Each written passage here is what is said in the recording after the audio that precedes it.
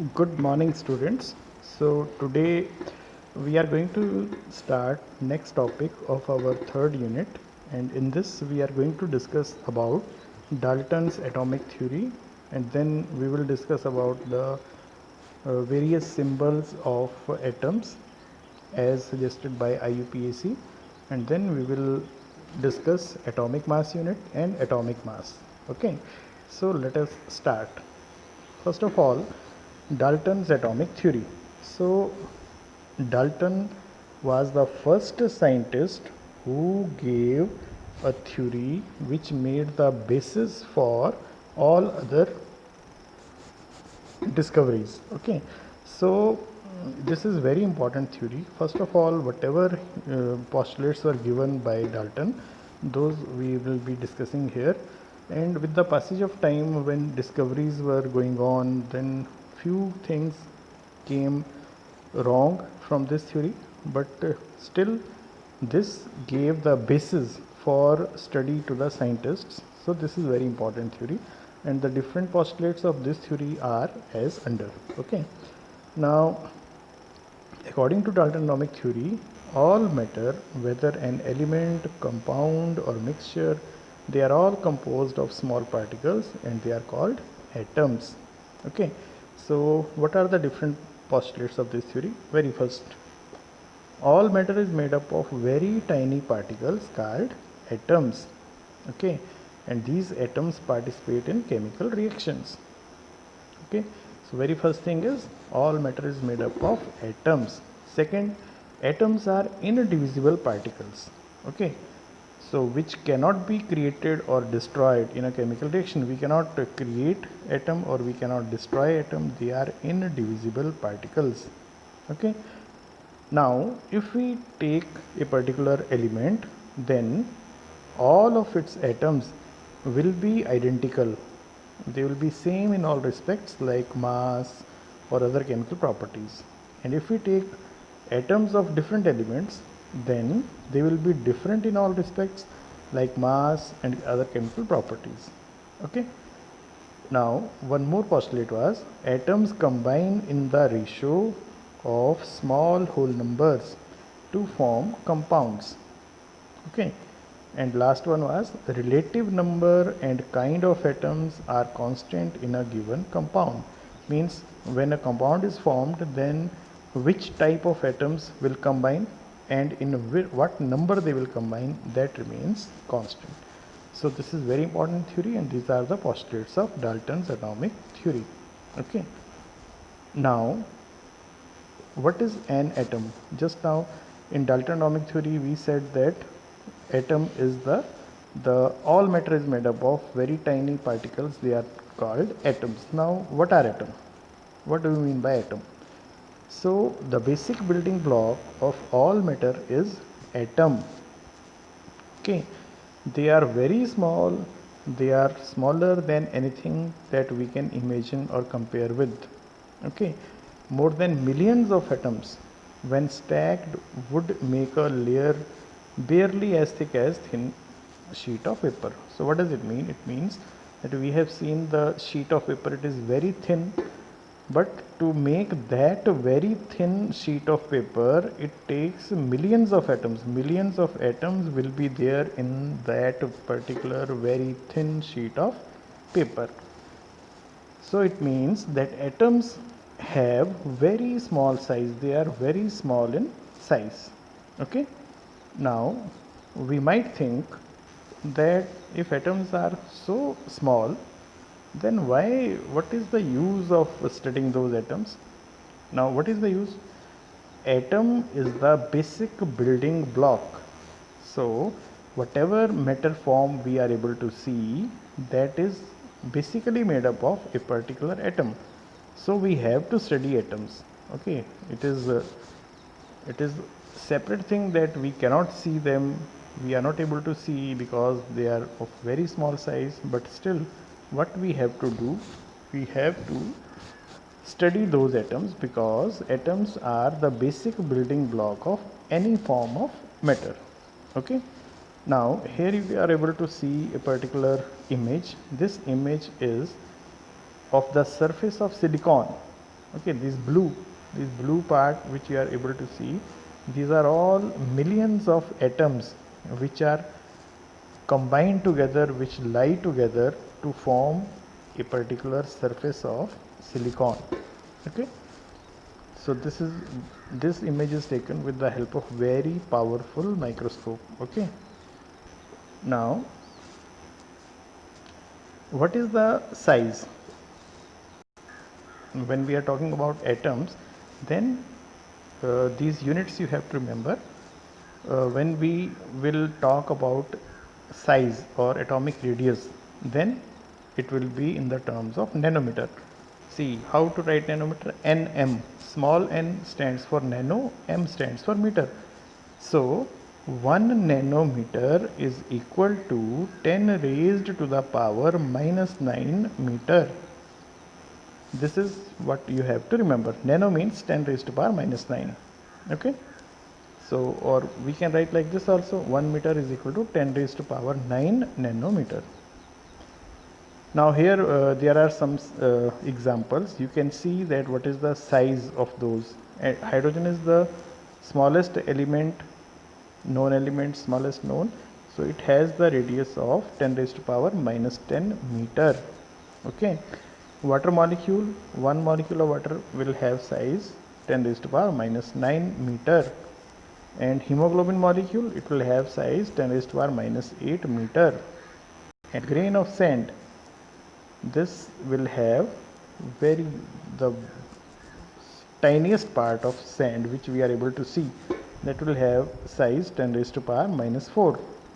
Ants which we are able to see, they have size 10 raised to power minus 3 meter. Apple which we are continuously using in our diet, that will have size 10 raised to power minus 1 meter. Okay, so comparatively you can see how the sizes are there. Okay, now here in this particular slide, what is to be learned? You have to learn two things. One thing, size of atom is measured in the form of nanometer units. Okay, and secondly, 1 nanometer is equal to 10 raised to the power minus 9 meter.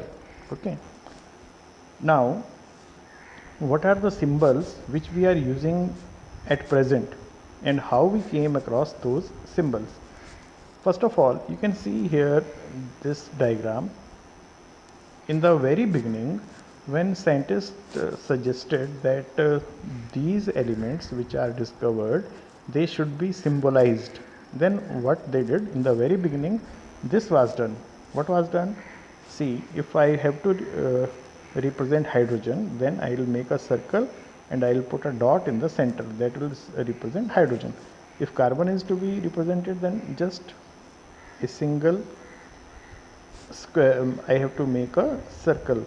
Okay, that will represent carbon atom. It will be dark from inside, then it is carbon, and if it is oxygen, then it will not be dark from inside and it will be a circle. So this way different elements were assigned different symbols, and these were picture signals. These were picture symbols in the form of a picture. These were taken. Now with the passage of time, when so many elements were discovered, then it was very difficult to remember these pictures or this type of symbols. So what was done then? Then Berzelius, it is the name of another scientist, he suggested that symbol of elements should be made from one or two letters of the name of the element.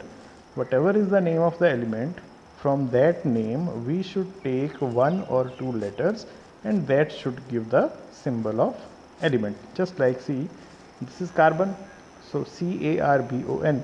Now these many letters are used in this spelling. So what he suggested, we should take either one particular alphabet or two we can take from the name, and that will serve the purpose of representing the element. Just like at present what we do now, at present carbon is represented by C and calcium is represented by Ca. Okay, so this is the way we do nowadays. In the very beginning this was the procedure. Okay, now In the beginning, the names of elements were derived from the name of the place where they were found. So, in the very beginning, when these picture symbols were refused to be agreed upon, so then what was thought, that from where that particular element has been found, from that particular place we will derive the name. Okay, just like copper, it was taken from Cyprus. Okay, some names were taken from specific colors and some names were taken from their colors. For example, gold was taken from the English word meaning yellow. Okay, now it was the beginning.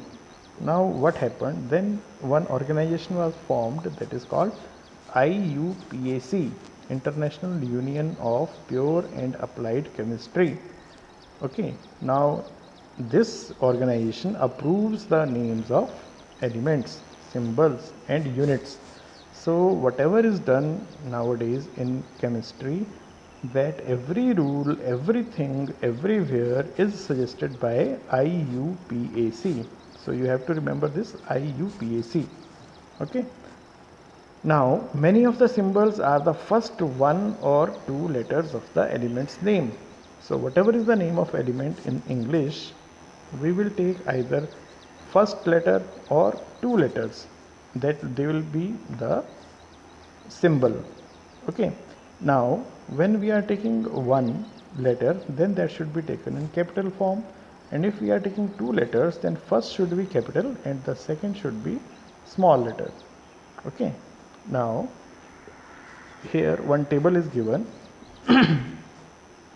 In this table you can see, just like here one example is there, hydrogen is represented by H.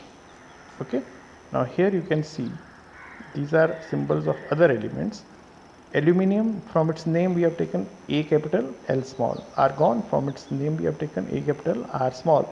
Barium, from its name we have taken B capital, A small. Similarly, see here iron, we have taken Fe. Only in very few cases you will see that it is not from the name, just like silver, Ag, sodium, Na. Otherwise you will find that whatever name we are writing, that comes from the, whatever symbol we are writing, that comes from the name itself. Just like, see, in gold it is not there, in potassium it is not there. Okay, so in few cases we will find that it is not from the name, but in many cases we will see the symbol from the name itself. Okay, so except gold, iron, silver, sodium, potassium, others they are having all the names there itself. In case of lead also it is Pb. Okay, so these things you have to remember. You have to just do it again and again. You have to revise it again and again, and you will definitely remember these things. Okay, now a very important thing comes, atomic mass unit. Okay, now when we write the atomic mass of an element, then just like we weigh something and we write their units. So how we write, just like if I weigh my weight, then what I will say, it is 70 kg. Kg is unit, kilogram. Okay, 70 is the number. So similarly, when we want to write the atomic weight or atomic mass of an element, then what units we will write? We will write AMU. AMU stands for atomic mass unit. Just like in measuring our own weight, we are writing kilogram or kg as unit. For measuring the weight of an element, for weight of an atom, we will write AMU. Okay, so what is AMU? So technically, AMU is the mass equal to exactly 1/12 the mass of one atom of carbon 12. Now see, when we are writing carbon 12, then what does it mean? It means carbon exists in more than one form. Those forms are called allotropic forms. They are having different atomic masses. So which allotrope of carbon we are taking? We are taking that allotrope of carbon for which atomic mass value is 12. Okay. Now it means that 1 AMU is equal to the mass which is 1/12 the mass of one atom of carbon 12. Okay. Now how to understand this? Now see, suppose this is a watermelon. Now suppose its weight is 12 units. Okay. Now a fruit seller, what he does, he makes its 12 pieces. He makes its 12 pieces. Now what does it mean? It means each piece has weight equal to 1 unit. Okay. Each will have weight equal to 1 unit. Now he can use each one piece as a unit for measurement. Suppose he has to give pomegranate equal to 1 unit, then what he will do? He will take only one piece of watermelon and he will weigh the pomegranates, and that will serve the purpose. Similarly, what we have done in measuring the atomic masses, we have taken carbon, okay, as the reference element for which the atomic mass is taken as 12. Okay. Now we compare all other elements with this. Okay. Now how we do it? See, we said 1 AMU is equal to 1/12 the mass of an atom of carbon. So here this thing is 1 AMU. This thing is just like 1 AMU, and this thing is just like carbon 12. Okay. So what we do when we say that a particular element has atomic mass equal to 4 AMU, so what does it mean? It means that when I am taking that the one atom of that particular element, then it is 4 times heavier than one atomic mass unit. Okay. So it is 4 times heavier than one atomic mass unit. It means that 1 AMU is equal to this much, and 4 times of this will be the mass of that atom. Okay. So this is just to compare how we find the atomic masses of different elements. So what is to be remembered? We have taken carbon as the reference element. Okay. And one atomic mass unit, this is carbon, suppose one atomic mass unit is equal to 1/12 times the mass of an atom of carbon. Okay. So whenever we write atomic mass of an element, just like we write atomic mass of hydrogen as 1 AMU.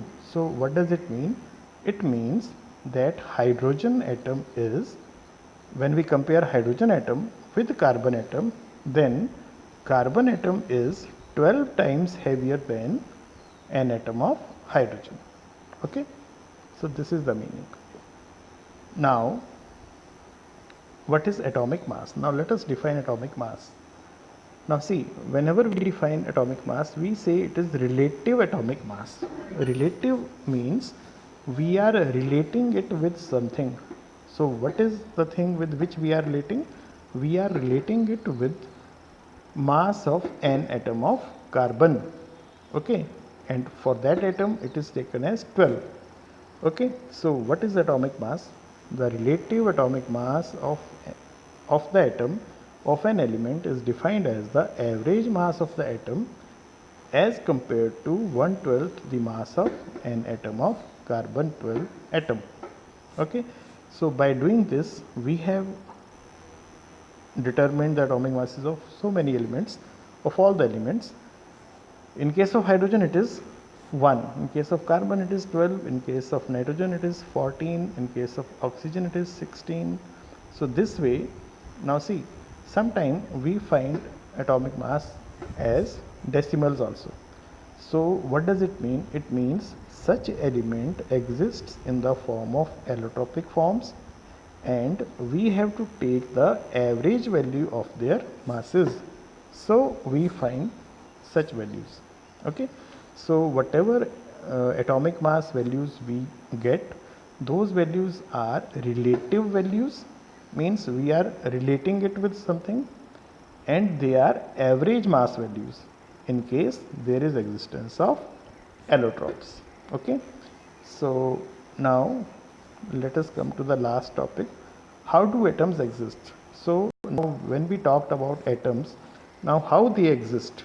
So atoms of most elements are not able to exist independently. Only noble gases are there which exist independently. Okay, atoms form molecules and ions. Okay, these molecules or ions aggregate in large number to form the matter which we can see, feel or touch. So what we are saying, that only noble gases are there which exist independently, and others they exist in the form of either molecules or in the form of ions. Okay, and these molecules or ions, they combine together in large number and then a particular matter is formed. Okay, now similarly when we discussed atom, now let us discuss what is a molecule. So molecule is in general a group of two or more atoms that are chemically bonded together. Okay, so when we take two or more atoms and they form certain bond with each other because of attractive forces, then that is termed as molecule. Okay, now how to define molecule? A molecule can be defined as the smallest particle of an element or compound that is capable of an independent existence and shows all the properties of that substance. So one more difference is there between atom and molecule. Atom, in the definition of atom, we will say it is the smallest portion of a substance which may or may not have independent existence. So we have to write there may or may not have independent existence. But in case of molecule, we will write the smallest portion of a substance which is capable of independent existence.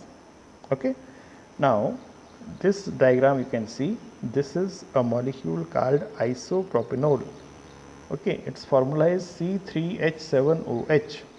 Now here these black atoms are carbon, 3 carbons. Then these red ones are all hydrogens. Okay, and this blue one is oxygen. So these lines which you are able to see, these are bonds. These are bonds. Okay, so how these bonds are formed, that you will study in 10th standard.